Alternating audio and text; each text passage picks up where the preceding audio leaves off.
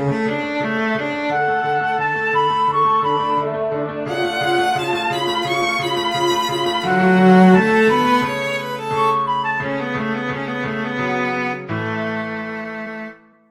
listeners, and welcome to another Footnote episode of the Fantasy Animation Podcast. I'm Alex Sargent.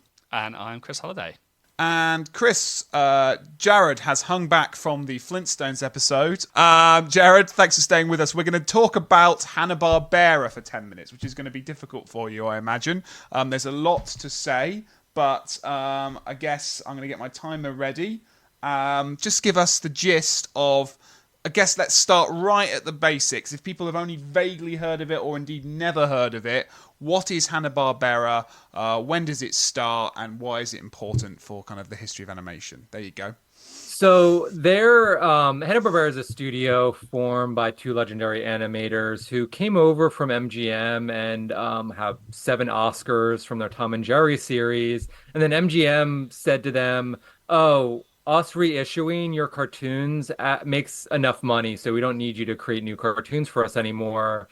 And they're like, what do we go now? Because there really isn't a place for us in theatrical animation. Oh, there's this new medium. Let's go to television. They had animated a few opening themes, like for I Love Lucy. And so they first created Rough and Ready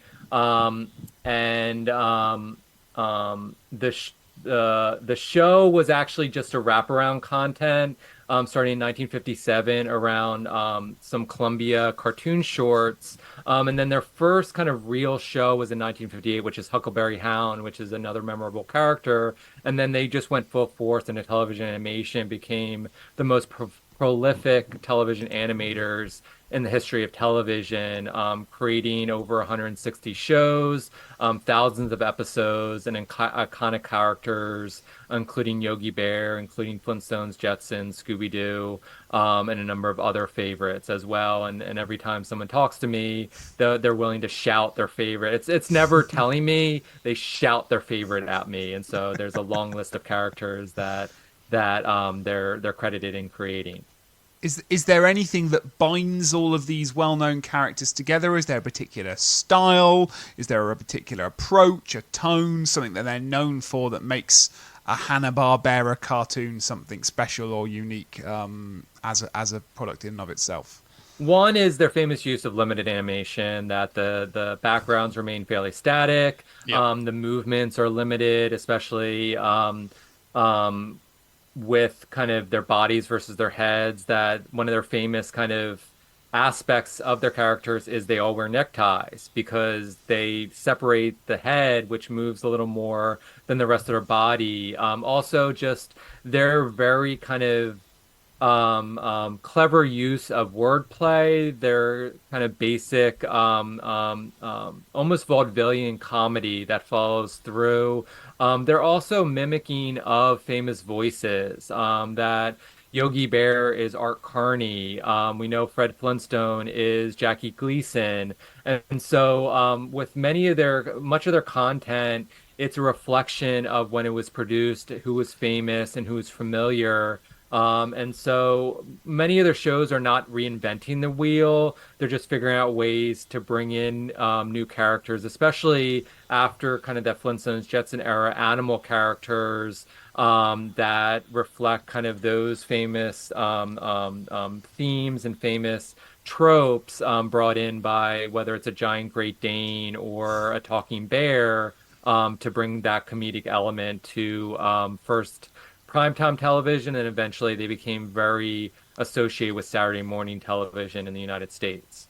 Yeah. With regards to limited animation, is this an economic or an aesthetic issue? Because obviously with the way that you described the characters and obviously the relationship that then has with television, being able to produce content quickly, and so we've touched on limited animation in other places, but in terms of that limited in a positive way, is it an aesthetic demand or element, or is it driven entirely by economics?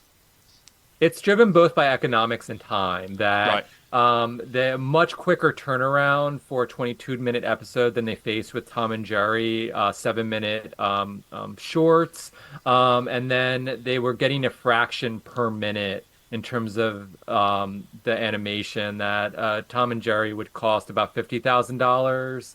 Um, a Flintstones episode, they started at around 65,000, and so per minute, I don't want to get the calculator out, but it's much less. And so by having those static backgrounds, limited the movement, reusing cells as well. Yeah. And you see kind of the same cells, and Disney would do similar things to save money on certain scenes, but not nearly at the rate that Hanna-Barbera would utilize that. But that led them to produce more, and why they dominated so much of children's television of the era is because of their quick output and their large output in terms of the amount of characters and the amount of episodes they're able to put out. How quick are we talking here? Are we talking a couple of weeks an episode, a week an episode? What's the turnaround they're having to work to? It depends on kind of, I mean, the episode itself, but it was still a couple of months, but they're able to work on multiple episodes at the same time. And so that was the significance. I mean, this is not the South Park turnaround of a week. And The Simpsons are kind of in the same era or same kind of timeline, but it still take a few months to animate it, but it was quicker to write it. And then they were able to kind of produce multiple ones at the same time to make sure they had a full season of episodes for all their 6 seasons. I don't have the timer, but I felt like this is a question, and the bit about scholarship has it been difficult, given that your work is on Hanna-Barbera and knowing what I sort of vaguely know about how they're not really discussed that much as a studio. Is it kind of a challenge to write about and find the material? And as part of that, where did you go to in terms of scholarship that might be digging into Hanna-Barbera, perhaps as a studio that isn't talked about as much as other kind of big animation production houses?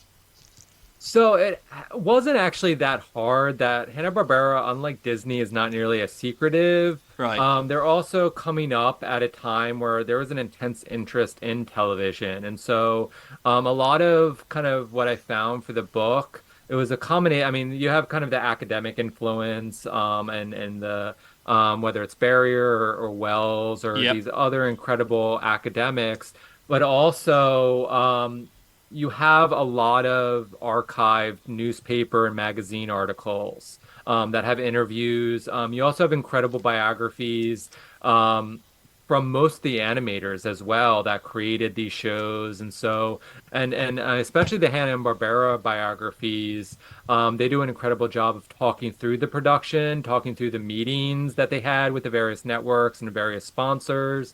And so it was actually...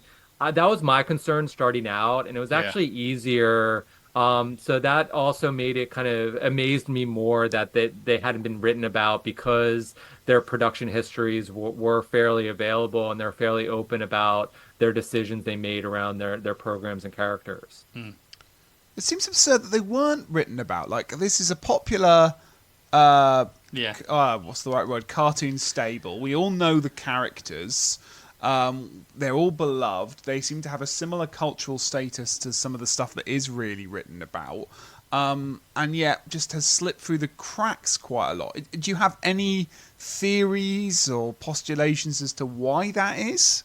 I mean, some of it is kind of animation studies is still playing a lot of catch up. I mean, we have media studies and television studies, but embracing, especially television animation studies, and this is where kind of some of the block comes along as well, that as animation studies started kind of gaining ground in the 70s, 80s, and 90s, everyone is obsessed with Disney.